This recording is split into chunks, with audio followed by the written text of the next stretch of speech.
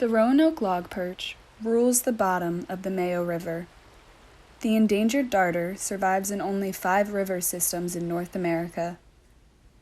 The name of the species, Persina rex, means king of the perch fish. But in recent decades, the logperch has fallen from its throne and onto the federal endangered species list. The main culprit? The construction of dams. Dams prevent the logperch from moving up and down rivers, and it kind of bottlenecks the genetic flow from one population to another population. Dams once powered textile mills and supplied drinking water for towns along the Mayo River. The mill is gone, but the dam now generates hydroelectric power for the town of Mayo. Still, the dam presents an impossible barrier for the Roanoke Logperch. In the case of the Mayo and in the Dan River, logperch have gotten below the dams, but they can't get above the dams to get back to where they naturally occurred. That keeps the Roanoke Logperch from swimming upstream to 16 miles of river bordering Mayo River State Park. It's a different story 5 miles downstream where the Mayo River on the left joins the Dan on the right, near the town of Madison.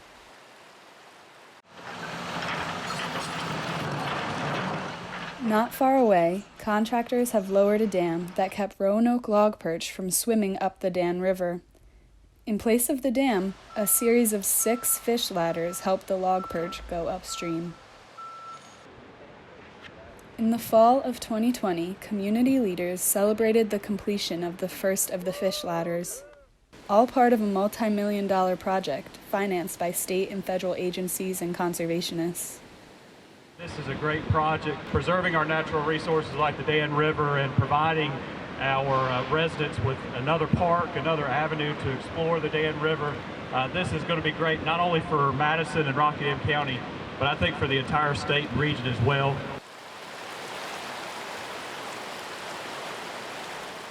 The project will allow kayakers to float downstream and fish to go upstream.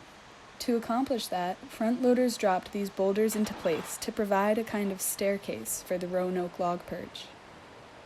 Each line of rocks provides a ladder. Pools of water between the rocks allow fish to climb one step at a time, opening 50 miles of upstream river. 8 miles away is another habitat where the Roanoke Logperch once thrived, in what is now Mayo River State Park.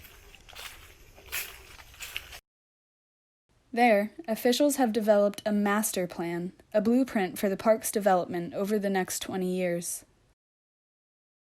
It protects a lot of the riparian habitat, the buffer along the river, and I really think Roanoke Logperch could be the centerpiece of their master plan moving forward since they have so much land protection on the Mayo River. And the mission of the state parks is to conserve and protect our natural resources. Natural resources found within the Mayo River have always sustained local people.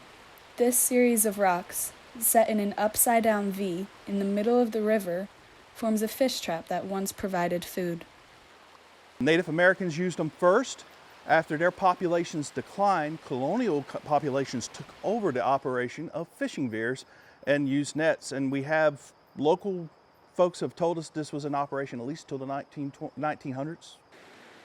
Local residents no longer need the river for food, but downstream towns still depend on the river for a different life-giving resource. Communities here are dependent upon the rivers for drinking water to this day. The town of Mayo draws water from the Mayo River for drinking water. The town of Madison draws water from the Dan River for drinking water. Not only do we want people to enjoy the environment, but we want to protect the environment as well. Through the years, I've seen how some species like birds and mammals get a lot of attention, like the megafauna like lions and tigers, but things in the water that people may not necessarily see unless they're snorkeling or fishing for don't really have a voice, and I really see myself as giving these critters a voice in the world.